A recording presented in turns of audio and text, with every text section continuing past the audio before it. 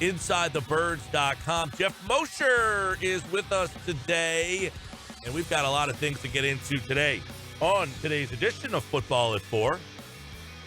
At Geoff Mosher NFL. Mike Gill, Hunter Brody, taking you till 6 tonight. And, of course, like all guests appearing via the Boardwalk Honda hotline, he is Geoff Mosher from InsideTheBirds.com. Mosher, how was your weekend, pal? Oh, it could have been a lot better, Mike. It could have been a lot better. Well, hopefully you were safe. Everybody feels that way. Yeah, I'm definitely safe. Well, there's a lot Thanks for asking. Yeah, man, of course. There's a lot that we discussed on Friday's show that you guys kind of touched on at Inside the Birds that we wanted to kind of touch on. And a lot of it has to do with Jim Schwartz and some of the new toys that he has to play with. And you wonder the trade-off of Malcolm Jenkins for Darius Slay. He has relied so much on Jenkins his entire tenure here, basically. And you wonder if he's going to change because now essentially his best player in the secondary has changed. Yeah, it's a great question, Mike. And I think we should all be disappointed if we don't see a little bit of change out of Jim. First of all, as you're mentioning, Darius Slay is by far and away the most talented cornerback he's going to have had since he's been here starting in 2016. They acquired some players for him like Leotis McKelvin who were good players at one point, right, but never playing in their prime. And I think right now you've got Darius Slay. He's not yet 30. He's in his prime. He's made 3 Pro Bowls, and he's finally given Jim a reason to say, okay, I've got a guy good enough to put on anybody's number one wide receiver and be able to shadow and trail that number one receiver. Some defensive coordinators don't like to do that, and maybe Jim doesn't. But I would argue that if your number 2 cornerback on the outside is 5'9", the way Avonte Maddox is, and the other team has a Devontae Adams-like wide receiver who's tall, physical, good, all that, number one, then you should leave your cornerback on that wide receiver the entire game and not have to have the kind of mismatch that you would get if you had to put a 5'9" corner on a 6'1" or a 6'2" wide receiver. So from that vantage point alone, you should have on a week-to-week basis Slay being able to lock down that other team's number one guy, and Maddox should never really have to cover the number one guy. He should be a guy who can cover the number 2 guy, move into the slot if necessary, and be versatile. And then the second part of that, I would say, would just be, and I don't expect Jim to turn into a blitz mania, guy all overnight. He's a big preacher of 4-man rush, but I do think there have been times where he just doesn't trust the blitz because he didn't trust the back end and the coverage on the outside. And maybe now you'll see a little bit more blitzing, not a lot more, just a little bit more, and maybe some more creativity in how he goes about blitzing.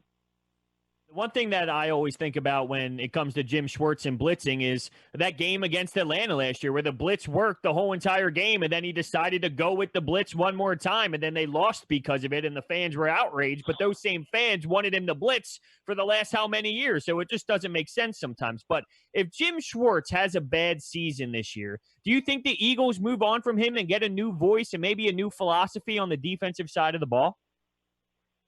Is this a Hunter Brody video in the making here? Is that the next one? How short of a leash is Jim Schwartz now wearing? Very possible. Fair question, though, because I can tell you, and Adam talked about it as well on the podcast. Jim Schwartz is a respected defensive coordinator. He's a good defensive coordinator. The numbers speak for themselves. But he's a stubborn defensive coordinator. And you know what? That doesn't really separate him from a lot of coaches and coordinators. But his stubbornness, and also he has a very different kind of demeanor about him. I think people understand what I'm talking about. He's very intense and tenacious, and he's not everybody's best friend. So if his defense falls off, if they don't do well, or if these strange home road splits where they're so good at home but so bad on the road were to continue, and if you were to, at the end of 2020, say, wow, you know what, the defense kind of cost them a few really, critical games here, and there was no adjustment, or there was just something that was consistently wrong, I could see the team parting ways with Jim Schwartz. Now, one thing about, we talked about, will he kind of switch up the way that he does things? Do you anticipate that the safety spot he will still utilize in the same way? Will he use Jalen Mills like Malcolm Jenkins? Does he try to mold Kevon Wallace into Malcolm Jenkins? Does he, does he try to recreate what he did with Jenkins with someone on the current roster? Or do we see him completely change the way he uses his safeties? Well, I think he's going to have to change whether he wants to or not. I mean, the bottom line is there's nobody in that secondary that can do everything Malcolm Jenkins did in his 1,000+ snaps every year. But if you go back and look, right, at what Jim has done specifically over the last 2 years when injuries have really hit the secondary hard, whether it was moving Avonte Maddox to safety, whether it was playing guys off the street like Josh Hawkins or getting Kevon LeBlanc in there, or switching from being a predominantly nickel team in 2017 to a predominantly dime team in 18, and then nickel and dime last year, they would rotate. Jim uses his personnel, Jim's formations are based on the personnel that he has available to him at the time. So he's not going to draw up a defense this year that asks Rodney McLeod to play the Malcolm Jenkins role. Rodney McLeod is best as a deep safety right now. He's not really a box safety, so he's not going to ask Rodney McLeod to come into the box a lot or to play the slot a lot. But they were able to take Jalen Mills and move him into kind of a hybrid slot corner safety type of role, and they brought in Will Parks, who is more of a box safety. He can even blitz a little bit. He's kind of a sideline-to-sideline guy. You see these hybrid cornerback safeties. You also see these hybrid safety linebackers. It's becoming positionless out there. So what I'm saying is I think that Jim is going to know what everybody does best and use them in that role and then design the defense around it. I'm so intrigued by the guys up front for Schwartz. And is it fair to say that the Eagles might have the best group of defensive tackles in the league? That's a great question. I'd be hard-pressed to find a better group. I forget who plays right next to, off the top of my head, who plays next to Aaron Donald out there for the Rams. It was, is Michael Brocker still on them, or did he wind up going somewhere else? I don't remember. But at one point they had, him, Brockers, and I think Ndamukong Suh. That was pretty good too. But, Malik Jackson, Fletcher Cox, and Javon Hargrave, that's a killer trio right there. And that's why they put so much money into the defensive line. I expect if everybody stays healthy that will be the nucleus and of the defense and the heartbeat of it, and the most prolific part of the defense. And that's going to help the edge rushers too. You're going to have a lot of collapsed pockets that push the quarterback off his mark to the left or the right, and obviously that helps the defensive ends get in on theirs as well. Geoff Mosher, Football at 4, powered by InsideTheBirds.com. Looking on the Jim Schwartz train. We talked a lot about him Friday and getting more intel. That was your latest pod. What about Malik Jackson, Hargrave, and Cox? You got those guys, but Malik Jackson's interesting. We had him on the show about a month ago, and I asked him about possibly playing some defensive end. Didn't sound like something he was all that thrilled about. He said, nope, I'd rather be in a 3-man rotation, but I'll do what's, best for the team. But does Jim Schwartz have to be creative with how he rotates those guys? And then, of course, with his defensive ends, where it doesn't appear yet, anyway, that he has that third guy that has definitively, separated himself. Yeah, that third defensive end spot becomes kind of critical when you figure out what they do with defensive tackle, meaning you're only going to have, for the most part, right, 4 pass rushers on the field on pass rushing downs. If in the past, Jim has used 3 defensive ends and 1 defensive tackle, it's been Fletcher Cox as your defensive tackle, and then it's been like Brandon Graham and Chris Long or Derek Barnett, some combination, Michael Bennett. It's usually what they call the NASCAR package with a defensive end, usually Brandon Graham, moving inside. Last year, you saw Josh Sweat and Vinny Curry both move inside because they were beat up at DT and they had more defensive ends. But let's say Javon Hargrave and Malik Jackson and Fletcher Cox stay healthy. Well, of those 3 guys, 2 of them are going to be on the field even on those pass rushing downs. So second and longs and third downs, and that means you're only going to have 2 defensive ends on the field. So assuming that, again, if everyone stays healthy, right? I keep having to say that. But if those two defensive ends are Barnett and Graham and they wind up being productive and healthy, then it's going to minimize, theoretically, how much they rely on that third and fourth defensive end to come in. But, again, that's only contingent upon everybody staying healthy. Once a few injuries settle in, then it just becomes who are my four best pass rushers and how can I get them on the field? All right, Geoff Mosher is with us here. One thing, too, is we keep talking about the linebacker spot. You talk about those guys up front. How does having possibly a guy like Darius Slay and maybe having better traction in the secondary change the role of the linebacker, if at all? That's a good point. It may actually put a little bit more emphasis on him, Mike, because, there are a lot of quarterbacks in this league who have the kind of respect that the opposing quarterback says, you know what, I'm just not going to look his way too much today. I'm going to look somewhere else. So having a guy like Darius Slay is great to lock down that number one wide receiver. But then when your quarterback starts thinking about his other options, his secondary wide receiver, his slot receiver, or his tight ends, then you start talking about the middle level of the field on defense, the linebackers, the nickel corner, and so forth. I think that's one of the reasons why they've talked about moving Jalen Mills inside. I mean, right now, if they're in nickel on defense, your two linebackers are probably going to be Nate Gary, and I think I mentioned this to you last week, that really like Duke Riley's athleticism. So it's either Duke or Jatavis Brown. They want that kid Davion Taylor, who they picked in the third round to be a fast learner and have all that, athleticism on the field as soon as they can. But, it's hard to see that happening day one. Especially with no mini camp. Yeah, camp. So those guys are the ones that I would think that offensive coordinators are going to be drawing the red circles around. All right, we can't attack this team like we did last year by throwing the ball down the field 50 yards on the perimeter, but we can sure get them across the middle of the field. Yeah, and it looks like one of the big things at camp will be, Geoff, I guess the battle for corner opposite of where Slay plays, whether he follows guys around, whether he stays on one side. But where do you feel that Sidney Jones is in that mix? Is he the guy they want to win that job, or is he kind of, hey, you were drafted, we're going to give you a look, but by no means do you automatically get this spot?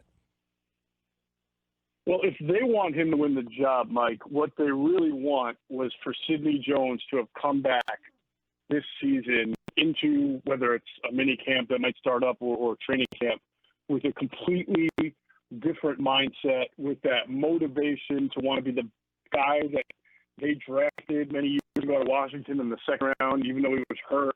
They want him to be something that they haven't even seen from him when healthy and when practicing. He just has not been that guy. He hasn't had that aggression. He has not played with confidence. He has looked lost on the field.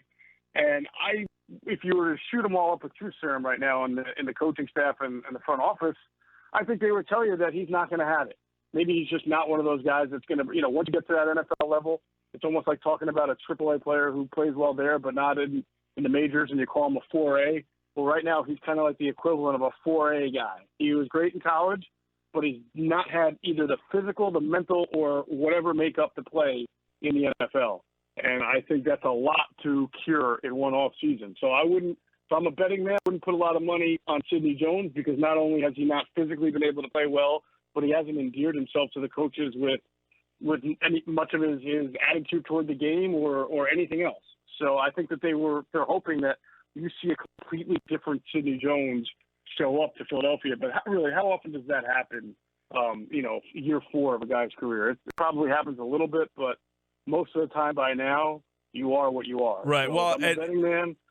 Put my money on Avante. How much of that do they feel that the injuries have just held him back, and how much of that do they just think that maybe he's not an NFL caliber player that they thought he was? And how much of the injuries, the reason why he's not the player they hoped he would be? Yeah, I mean, that all factors in. And, I mean, you can talk to 5 people and we get 5 different theories on why he isn't what they thought he was going to be. At this point, I feel like the coaching staff is done with trying to figure out why and just focused on, are you going to be the guy that you were supposed to be? And if not, we've got Avonte Maddox, we've got other kids, and we're ready to go ahead. Yeah, and Avonte Maddox, I guess we would all assume that he is a better player in the slot, or do they not think that? Well, I that's think really he's where a we better matchup. Right, that's where we've seen him the most. We haven't really seen him as an outside guy. Right. I want to be fair to Avonte Maddox and not just stereotype him because he's 5'9" and say he can't play the outside. He did at Pitt, and it's not like Pitt is in a conference where all they play is a bunch of lousy teams. They play some pretty good ones there in Florida State and Clemson, right? Who have to have some pretty good wide receivers. So he was good in college. And look, the reality is in the NFL, you will match up on the outside against guys who are 6'2" and 6'3", and like Meister than you, and that's always going to make it difficult for him no matter what. But, you might be willing to give up a big player to a game if you're getting, better playmaking on those other snaps. And if he can show that he can handle the outside, if that his smarts, his abilities as a football player, the guy is just a football player. He's a good, smart, instinctive, tough football player, and sometimes we don't see enough of those in the league, and especially in secondary. So if he can make enough plays that you can live with the occasional 50-50 ball he's going to lose to a taller receiver, then you'll be all right there. Yeah, I mean, look, if his size was different, he probably has the skill set to be a much higher thought of guy, but because he's smaller, we look at him and kind of pigeonhole him, I guess, in his first couple of years as a slot guy. But there's so much depth at the slot, Cre'Von LeBlanc and Roby Coleman, that Maddox almost has to try to win the job outside.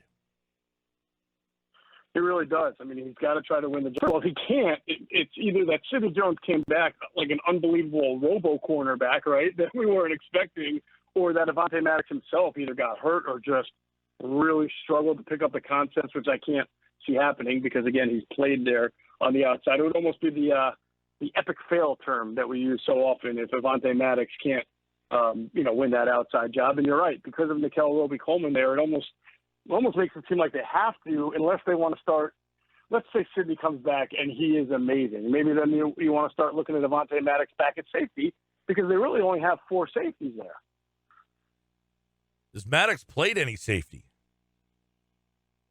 Yeah, do you remember 2 years ago when he played safety for the Philadelphia Eagles and played it pretty well? Who, Avonte Maddox? No, I don't remember him playing safety. You serious, brother? Avonte Maddox you remember when Avonte Maddox played safety as a rookie for about 5 or 6 games? Oh, I don't remember that, no. Remember he had an interception in his first game against Tennessee? He had an interception right before halftime. Yeah. No, I don't. They moved him to safety. I don't remember that. Remember John McMullen would talk to you about how Jim Schwartz was so very forward-thinking because Schwartz got blasted for it. Schwartz said, what are you doing, taking a rookie corner and putting him at safety when you had backup safeties? And we were talking about how it's a passing league and, he's a cornerback by trade, and he's smart. Yeah, he played safety. Rod tore up his knee that year, and they just didn't have anybody that felt comfortable with putting him in the spot. I don't remember that. I'm looking, I'm going back to his snap counts on Pro Football Reference. They have him playing corner only. I have to. No, I don't remember him playing safety. So I guess he has played safety, is to answer the question. Yes, he has definitely played safety because not only was McLeod hurt, but I think Corey Graham got hurt as well. So. Yeah. Now, maybe Pro PFF or whoever does the charts kind of considered him just more of an interior corner but he was a safety. Yeah, Pro Football Reference. Yeah, they have his snap counts for both years. They have him playing right corner, left corner, but no safety. And he's played, 52% of the defensive snaps in 18 and 51% of the snaps last year. So he's a guy now that they should at least know what they can get from him. I mean, he's a scrappy guy, and him – Cre'Von LeBlanc is similar, and a lot of people, including Andrew DeCecco, really think Roby Coleman could be one of the premier guys at that position at the inside corner. One thing that this team really likes about Roby Coleman, Mike, is that he gets his hands on the football a lot, and the Eagles have really struggled with turnover production over the last few years. I believe, and I don't have the stats in front of me, but that Roby Coleman is among the leaders in PDUs, pass breakups from the slot over the last 2 or 3 years. He's just very good at getting his hands on the football, not necessarily always turning them into interceptions, but breaking up passes, it's enormous. I mean, that's a really big, third down, you're trying to get off the field, and you got a guy like that to be able to not just, lose on a 50-50 ball because he can break it up somehow, even though he's only 5'8". He's good at that. Yeah. All right. Before we roll, the thought of what the potential of having mini camp could mean to this, to all the teams, but this particular team in general, who really, raises some eyebrows now if they get the opportunity for mini camps. I find that to be a very intriguing and interesting story.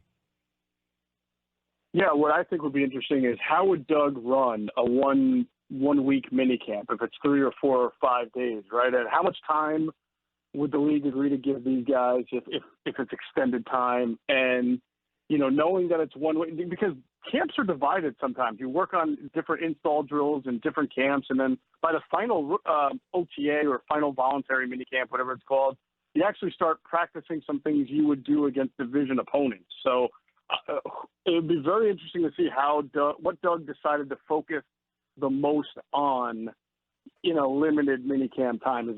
Obviously you would have to think he's just trying to get these guys acclimated to the playbook. So he would probably scale things down and make sure the rookies, especially, and the newcomers, knew what they were doing. All right. Hopefully that happens. You think there's do you feel that there is a good possibility that we could see a mini camp in June? Man, I'm 50-50 on it, and I know that's a cop-out, but I feel like there's a lot of unanswered questions. I just wanted more information. How do they plan to pull it off? Where are the guys changing? Are they in the locker room? Is it normal? Everybody on the field? There's just a lot of information that I would like to see before making that. It just feels, though, Moshe, that the NFL. I think they'll try. It just feels that the NFL is just like, you know what? We're not stepping back. We're not letting anything deter what we really want to do. It does feel that way, but I know that they're smarter than just thinking that they're going to do whatever they do normally. So I have to believe that they've got a lot of different types of contingency plans, and I'm interested in seeing how they plan to pull this off. Is every state reopened now that has an NFL team? That has to happen first. I'm not sure. I know Pennsylvania was one of the very last ones. I don't know if there's any behind them still that are still waiting. Right. I thought there were still 1 or 2 more states that haven't reopened fully enough for sports. So where's California at on that? Do we know? I think they're okay. I'm not 100%. California. Okay. Yes, right. Well, California said yes, but no fans yet. So. Okay, that's fine as well, because practice is practice. So right, exactly. Yeah, we'll see what happens. I know they want to try. I would think that if it came down to it, there's only 1 or 2 that they could go to a neighboring place potentially. Like if Pennsylvania wasn't open, the Eagles could essentially go to New Jersey and try to get some stuff done. No? Yes, some teams would be able to do that, I would think. All right, Football at 4 powered by InsideTheBirds.com. Geoff Mosher with us today, and he, like all guests, appeared via the Boardwalk Honda hotline. And just like that, Jim Schwartz, good conversation. Check it out later up on the YouTube channel, InsideTheBirds.com. And tomorrow, Andrew DeCecco will talk a little Eagles and NFL with us. Thanks, pal. All right, thank you, guys. All right, Geoff Mosher from InsideTheBirds.com is today's Football at 4.